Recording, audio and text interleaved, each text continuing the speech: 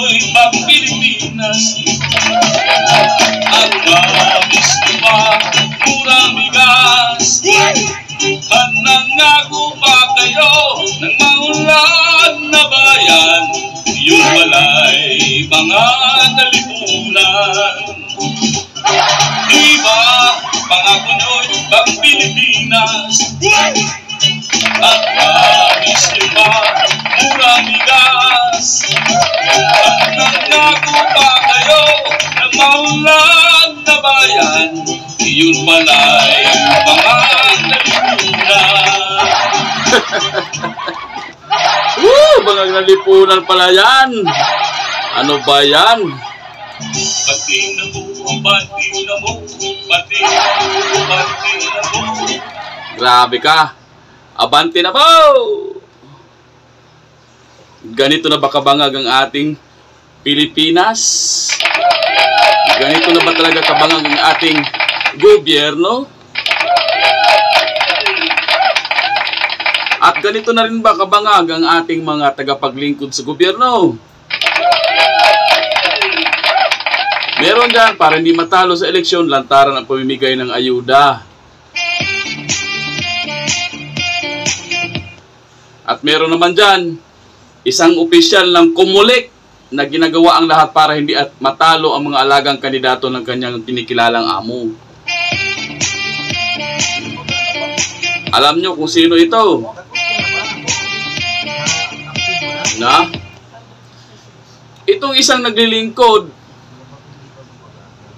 na opisyal ng gobyerno ay isang congresswoman sa District 2 ng Batangas.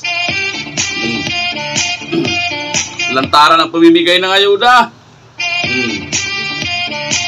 Pati mga estudyante nagmamano na para bang kanyang mga inaanak na pumipila na sa Pasko. Lahat nagsalita pa na kung makakaya pa daw gawing doble o triple ang ayuda ay gagawin niya para lang hindi mapalitan sa pwesto. Galing no mga kababayan no?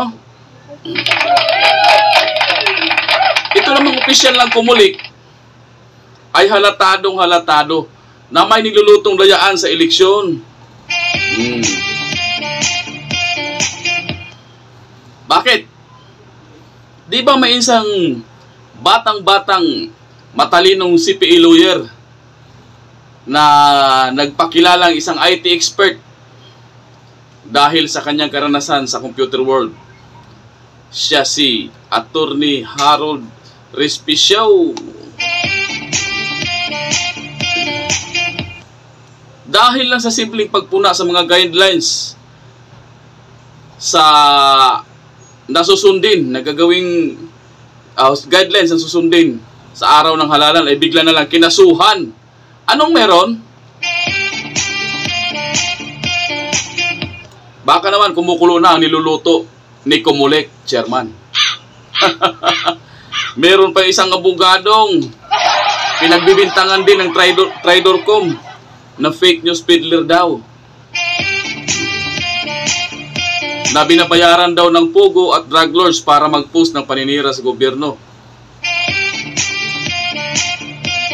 At hindi pa nagkasya sa pananarantadong ito ng ating gobyerno, mga opisyal na ito ng gobyerno, pinatik down pa ang kanyang FB page.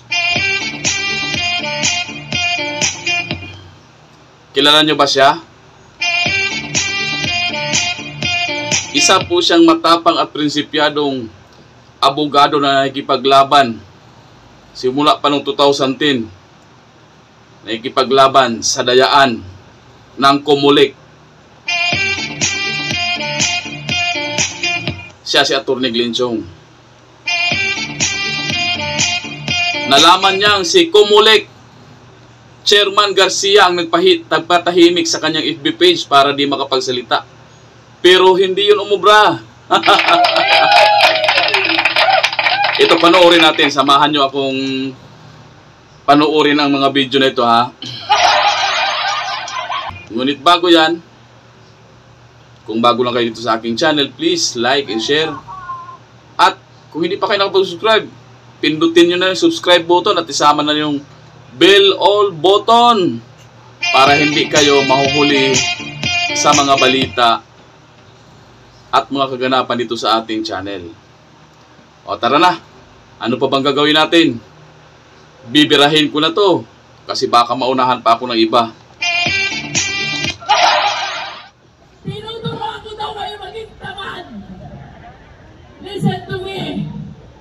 Yang ayudang yan. Kung kaya kong dublihin, tudublihin ko. Yang ayudang yan.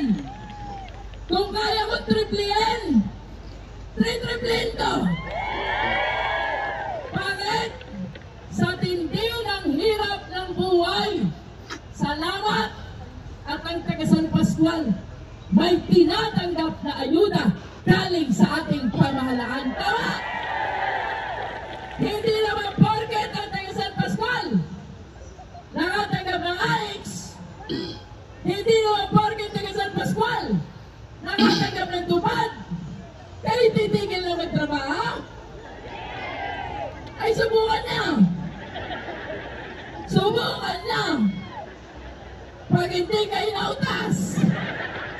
nautas ng dilat ang mata, ang gusto lamang mangyari ni Beatrix sa tindi ng hirap ng buhay, ano ka naman? Yung paminsan-minsan 3,000, paminsan-minsan 5,000, kayo'y huminga! Dahil may ayuda na galing sa ating pamahalaan. Tama! Hindi ba dapat ang itinatanong natin sa kanya at ang ipaliwanag niya sa atin? Nasaan ang pondo ng AIX noong panahon niya? Nasaan ang pondo ng tupad noong panahon niya? Nasaan ang BAIP at CL noong panahon niya?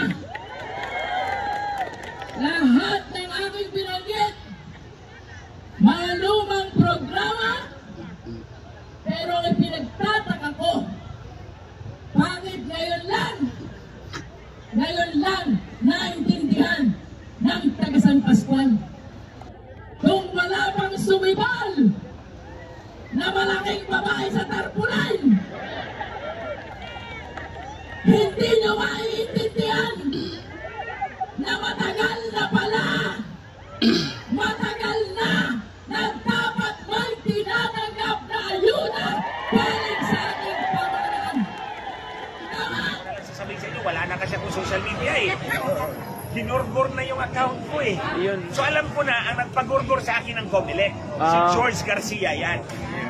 Now, ikaw George, makinig ka. May pinangako ako kay Lisa. Kay Lisa Marcos. At dadalhin ko yan sa huling antungan ko for as long as hindi ibabayulit ni Lisa Marcos. Isa doon, yung Facebook account ko.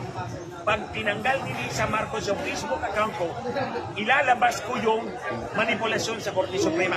Dahil tinanggal mo, ilalabas ko yun. I'll give you 3 days.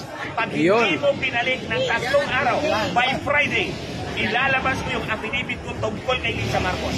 Sa Pan George Garcia, 3 araw, until Friday. Pag hindi mo binalik yan, ang Facebook account ko, susulatin ko na actually ngayong gabi ang affidavit ko. I-release ko yan by Friday at the close of business hours, alas 5 ng hapon. Pag hindi na balik ang account ko, ikaw mayayari kay Lisa Marcos. George Garcia, ito. Hindi ako tulad ni Atty. Respicio na kaya-kaya mong kakasukasuhan. Subukan mo lang. Subukan mo lang, George Garcia. Basta doon sa hearing na to, I'm very grateful na sinupina ako, pumunta ako doon ko nalaman ang gumorgor sa Facebook ko, ikaw George Garcia. Kasi yung isang mita doon, palaging Comelec eh. So alam ko sila ang nakipag-usap doon na tanggalin mo yan. Basta ito lang George, 3 days until Friday at the close of business on alas 5. Pag hindi mo yan pinalik ang account ko, ilalabas ko yung affidavit ko tungkol sa pagmanipula sa Korte Suprema. Executive Secretary Bersamin, tawagan mo na si George. Sinabi ko, gagawin ko yan. Yes. Knowing attorney? Basta, George Garcia, mananagot ka kay Lisa Marcos. Kaya nga eh, sinuspindi yung account ko for 180 days. That is before the election and after the election para hindi talaga ako makapagsalita sa inyo. Kaya katawag, George, kaya putang ina mo talaga. Salbahin ka talaga.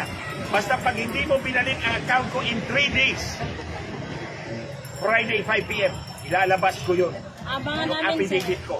Yun, attorney. Ilalatag ko kung paano minanipulan ni Lisa Marcos at the Chief Executive Secretary Bersamin ang Korte Suprema.